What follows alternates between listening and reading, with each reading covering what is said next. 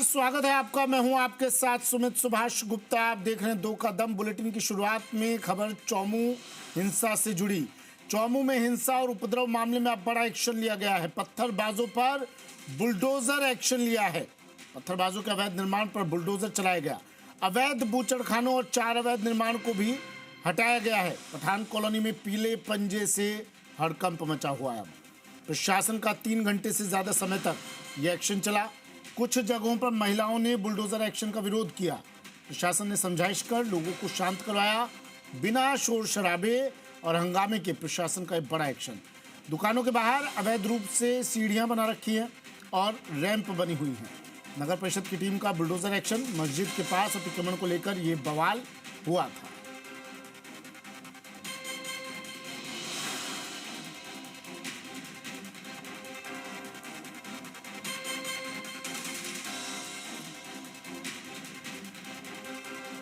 चौमू की तस्वीरें। प्रशासन ने अवैध निर्माण को हटाया। पत्थरबाजों पर बड़ा एक्शन। अवैध निर्माण पर बुलडोजर एक्शन अब लिया गया। कई मकानों और दुकानों से अवैध निर्माण को, अवैध अतिक्रमण को हटाया गया और इस दौरान भारी पुलिस जाब्ता भी मौजूद रहा। पठान कॉलोनी में पीले पंजे से हड़कंप मच गया। ये तस्वीरें देखिए एक्शन के दौरान की। 3 घंटे से ज़्यादा वक्त तक की कार्रवाई की गई और अवैध निर्माण को हटाया गया। आशुतोष मेरे सहयोगी हमारे साथ सीधा जुड़ गए हैं चौमू से। आशुतोष भाई, एक्शन तो अवैध अतिक्रमण पर था ना, तो विरोध क्यों? देखिए, ये अभी नमाज हुई है। नमाज के बाद तमाम जो लोग बाहर आए हैं और मेरे साथ में कुछ बाशिंदे हैं। आप कह रहे थे कि बदले की भावना से ये कार्रवाई की गई है। इसमें जो वाकई में दोषी हैं, आप कुछ ऐसा कहना चाह रहे थे कि ये गलत तरीके से कार्रवाई की गई?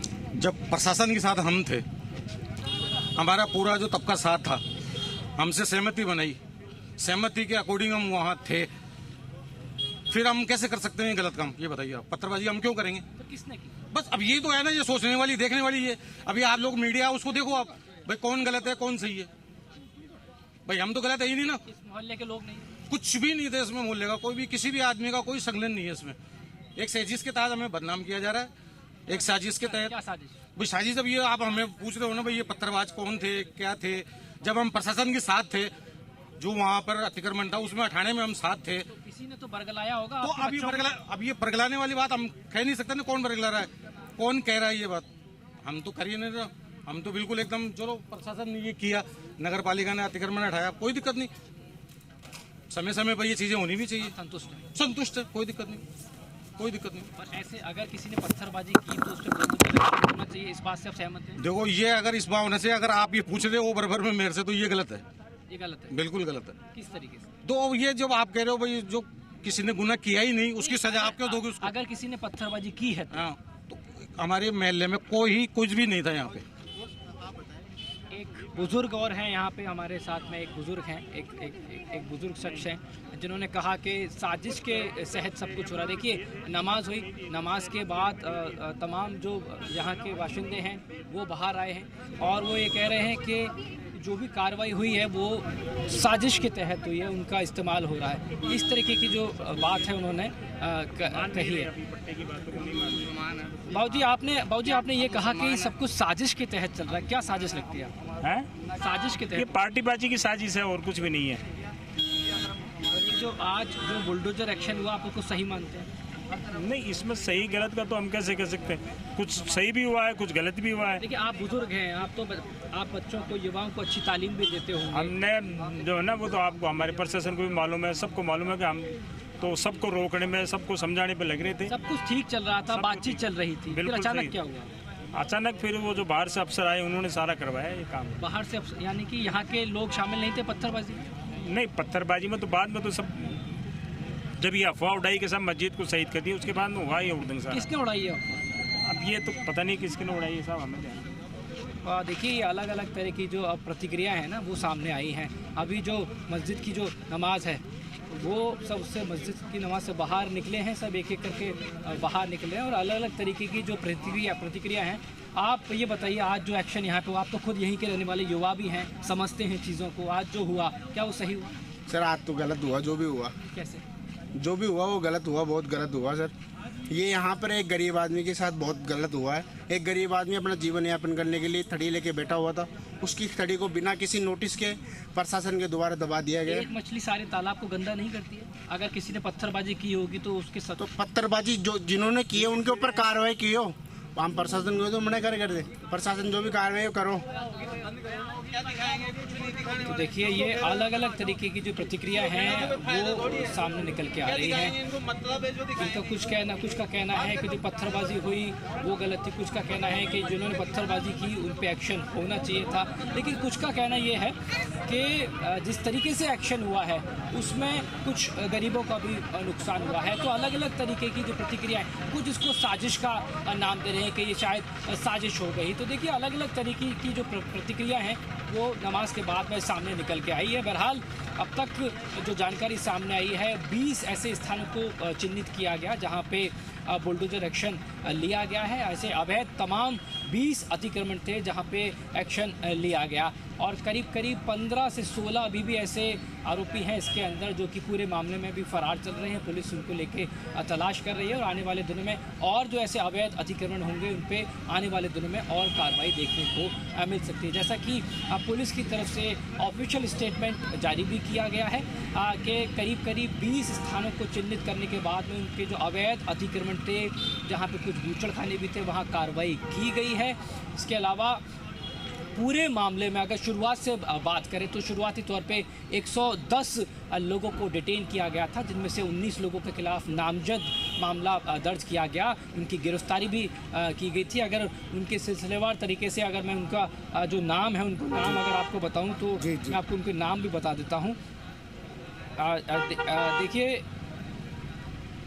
मुख्तार अली थे, आकिब थे इसके अंदर, मोहसिन खान थे, इसके बाद उमर बेग थे, जहीन खान, नौशाद खान, इसके साथ साथ समीर, इसके अलावा सलमान जी, अरबाज, कामरान, इसके अलावा ताहिरिया, ऐसे करीब 19 नाम थे जो सामने निकल के आए थे जिनको इसके अंदर डिटेन करने के बाद में नामजद किया गया था। और अभी भी पूरे मामले में 15 लोग जो हैं वो फरार चल रहे हैं। पुलिस की कोशिश यही है कि उनको गिरफ्तार किया जाए क्योंकि आशुतोष क्या कोई जिम्मेदार अधिकारी यहाँ पर मौजूद है जिससे आपकी बात हो सके, क्योंकि ये समझना ये जानना ज़रूरी है। जिन लोगों से आपने अभी बात की वो कह रहे हैं कि भाई गलत हुआ, किसी गरीब के साथ गलत हुआ, ये कार्रवाई गलत थी। मुझे ज़रा ये समझना है क्या गरीबी की आड़ में आपको अतिक्रमण करने की छूट मिल जाती है क्या?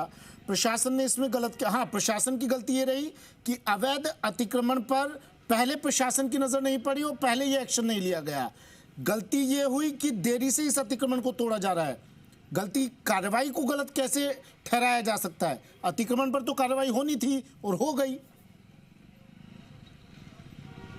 देखिए जहाँ तक पुलिस के ऑफिशियल स्टेटमेंट और जिम्मेदार अधिकारी की बात करें तो डीसीपी वेस्ट हनुमान प्रसाद की तरफ से और अब से कुछ देर पहले जो यहाँ के थाना अधिकारी हैं प्रदीप शर्मा उनकी तरफ से खुद यहाँ के जो मौजूद लोग थे नमाज़ पढ़ने के बाद जो बुज़ुर्ग बाहर निकल के आए थे उनसे बातचीत भी की गई थी और एक राय बातचीत हुई थी कि देखिए एक्शन उन लोगों पे लिया गया है जो कि कहीं ना कहीं गलत थे और जो गलत है उसके खिलाफ एक्शन लिया जाएगा। इस बात में सहमति भी जताई गई थी, लेकिन वो तब तक जब तक कि थाना अधिकारी मौके पर मौजूद थे। जैसे ही वो यहाँ से निकले उसके बाद में जो बयान है वो अलग अलग होने लगे, जो राय है वो अलग अलग होने लगी। लेकिन पुलिस की तरफ से साफ कर दिया गया है कि जो वाकई में इसके अंदर गलत हैं, गलत तरीके से निर्माण किया है, अवैध निर्माण किया है, पत्थरबाजी में शामिल थे, उनकी देखिए ये दोनों अलग अलग तरीके के एक्शन हैं जिनको जोड़ के जो पब्लिक है उसको कनेक्ट करने की कोशिश कर रही है। यहाँ पे जो अभी अलग अलग राय देखने को मिली,